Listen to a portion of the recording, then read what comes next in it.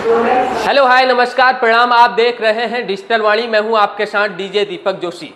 आज मैं हल्द्वानी में आपको एक ऐसी चीज़ दिखाने वाला हूं जो आपको बेहद ही पसंद आएगी, क्योंकि हम ज़मीन से जुड़े हुए लोग हैं तो ज़मीन से जुड़ी हुई वस्तुएं भी आपको दिखाएंगे। मैं आपको मिट्टी के बने हुए बर्तन दिखाना चाहता हूं जो कि हल्द्वानी में मिलते हैं और इनके क्या लाभ हैं, इनमें क्यों खाना बनाना चाहिए और क्यों मिट्टी के बर्तनों में खाना खाना चाहिए, इसके बारे में विस्तार से बात करने वाले हैं। पहले मैं आपको दिखाना चाहता हूं यहाँ पर किस तरीके से आप देख सकते हैं मिट्टी की कढ़ाई बनी है, मिट्टी के कुकर भी यहाँ पर बने हुए हैं और भी जो ये डेग देख सकते हैं आप, अनेक तरह के मिट्टी की बोतलें, पानी इसमें आप रख के पी सकते हैं। घड़े तो हमने देखे थे, लेकिन मिट्टी के बर्तन भी बाज़ार में मिलते हैं और इनका खाना बनने से अनेक फ़ायदे होते हैं। मानव शरीर को एक नई ऊर्जा का संचार मिलता है। इसलिए यहाँ पर हल्द्वानी में एक दुकान जहाँ पर यह सारे बर्तन मिलते हैं वहाँ मैं पहुँचा हूँ और आपको दिखा रहा हूँ कि मिट्टी के बने हुए कितने बर्तन यहाँ पर हैं। मैंने दिखाया कि इस साइड बर्तन थे, इस साइड ये गिलास है, आप देख सकते हैं छोटी चम्मच भी आपको दिखाई देगी और इसके साथ साथ यहाँ प्लेटें भी हैं और थाली भी है। आप अगर खाना खाएंगे तो मिट्टी के थाली में खाएंगे, आप बीमारियों से बचे रहेंगे। जो ये कॉन्सेप्ट है मुझे बहुत ही पसंद आया, इसलिए अब हम इस दुकान में बात करते हैं, जानते हैं कि मिट्टी के बर्तनों में बने खाने के क्या क्या लाभ होते हैं। इस समय इस दुकान को चलाने वाले संचालक विनोद जोशी जी हैं। बहुत बहुत स्वागत सर आपका। धन्यवाद। नमस्ते दर्शकों।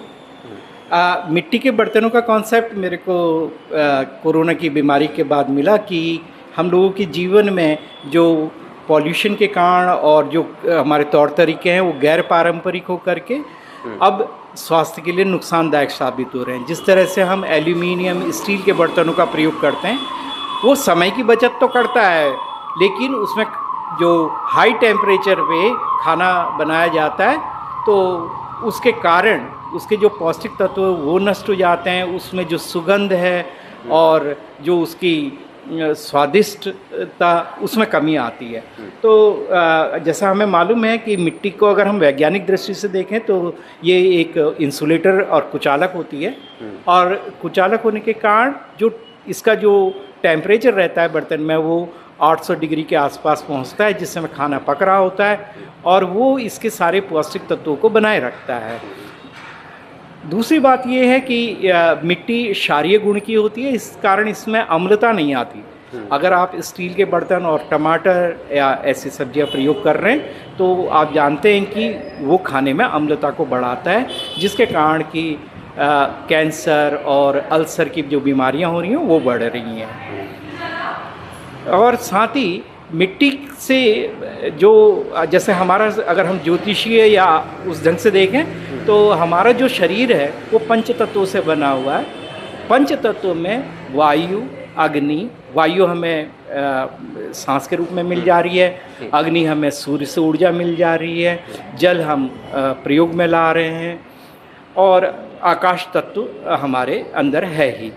लेकिन जैसा हमारा इस समय पारंपरिक जो चल रहा है उसमें जो भूमि तत्व है वो उपलब्ध नहीं हो रहा। तो भूमि तत्व के लिए जो कि हमारे ये पंच जो हैं पदार्थ, इनसे जो हमारा शरीर बना है उसके भूमि तत्व की कमी हो रही है और उसके कारण जो शारीरिक संतुलन, मानसिक संतुलन है उसमें विकृतियाँ आ रही हैं। तो इनको दूर करने के लिए भी, जो भूमि तत्व की कमी को पूरा करने के लिए जो हम मिट्टी के बर्तन प्रयोग करते हैं तो वो कमी पूरी होती है। ज्योतिषीय दृष्टि से जो भूमि पुत्र कहा जाता है वो कहा जाता है मंगल को।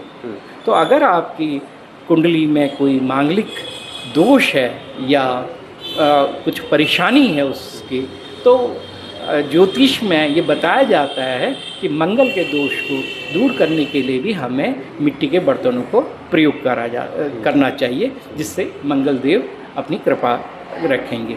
इस तरह से हम देखें कि वैज्ञानिक आधार भी है इसका और आध्यात्मिक आधार भी है पंचतत्वों का, और साथ ही साथ ज्योतिषीय आधार भी है कि हमें जो मिट्टी के बर्तन हैं उनका प्रयोग करना चाहिए। इसी जी, कॉन्सेप्ट पे जी, यहाँ पे काम करते हैं। बहुत ही बढ़िया काम है। और मिट्टी के बने बर्तनों में जो खाना बनेगा वह शरीर के लिए स्वादिष्ट और स्वास्थ्यवर्धक तो होगा ही। इसमें क्या क्या बना सकते हैं, क्या क्या नहीं बनाना चाहिए, क्या बनाना चाहिए, इसके बारे में कुछ बताइए। नहीं बनाने वाला तो कोई भी खाना नहीं है इसमें। इसमें सभी प्रकार के खाने बनाए जा सकते हैं, लेकिन हाँ, जिसमें हम जो ऑयल ज़्यादा यूज़ होता है या जो ड्राई है, क्योंकि मिट्टी कुचालक है, अगर हाई फ्लेम में उसको सीधे रखा जाएगा तो वो चटक जाती है।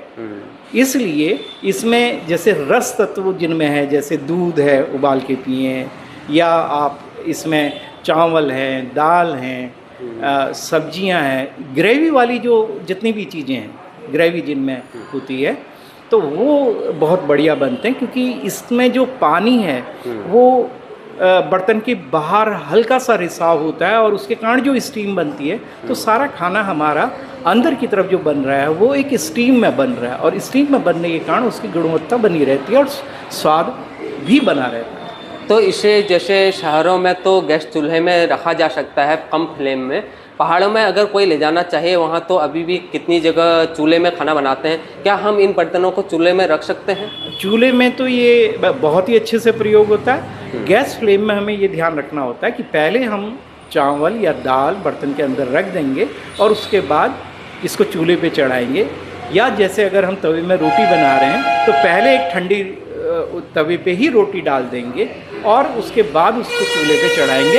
ये थोड़ी सावधानियाँ हमें लेनी पड़ती हैं, और इनका कोई ये बहुत बड़ी चीज़ नहीं है, क्योंकि पहली रोटी वैसे भी हमारी परंपराओं में गाय के लिए बनती है। तो अगर आपकी पहली रोटी जो गाय के लिए बनाई वो रह भी जाती है तो बाकी आप खुल के उस पर बना सकते हैं। तो जानना चाहूँगा सर कि जो आप इसका कच्चा माल है या बने हुए बर्तन लाते हैं, ये कहाँ से लाते हैं?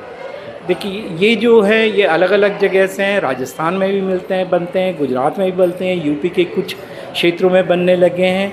तो लेकिन इनमें जो जिस मिट्टी से बन रहे हैं उसका अंतर है। अगर आप यूपी या हमारे पास के जो इलाके हैं, पीलीभीत वगैरह, वहाँ से बर्तन लेते हैं तो वहाँ पर जो मिट्टी के कण हैं वो मोटे आकार के हैं, तो उनसे परेशानी ये हो रही है कि वहाँ पर पानी के रुकने के कारण गीला होने पे वहाँ पे कुछ दिनों में फंगस आ जाती है, जो कि स्वास्थ्य के लिए अच्छी नहीं होती। इसलिए डिस्पोजेबल जो बर्तन है वो तो हमारे लोकल में बन जा रहे हैं, लेकिन जो हाई फिनिश जो हैं वो बर्तनों के लिए हमें राजस्थान या गुजरात में उपलब्धता है उनकी।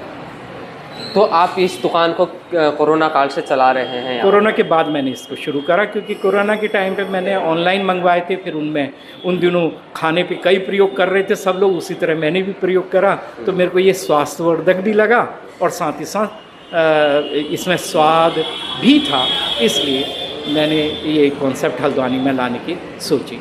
हल्द्वानी में आपकी दुकान है, जानना चाहूँगा हल्द्वानी के लोगों और पहाड़ के लोगों का कितना प्यार है, यानी कि मार्केटिंग में किस तरीके से इसको बेचा जा रहा है? अभी मेरी ये मुखानी क्षेत्र में है। मुखानी से जब आप सुशीला तिवारी की तरफ जाते हैं तो मुखानी चौराहे से मेन रोड पे 100 मीटर की दूरी पे ये दुकान है, दाईं तरफ। मुखानी से जब आप सुशीला तिवारी को जानते हैं, कॉन्शियस ह्यूमन स्टोर या ट्रिपल जे बिल्डिंग में ये मैंने शुरू करी है।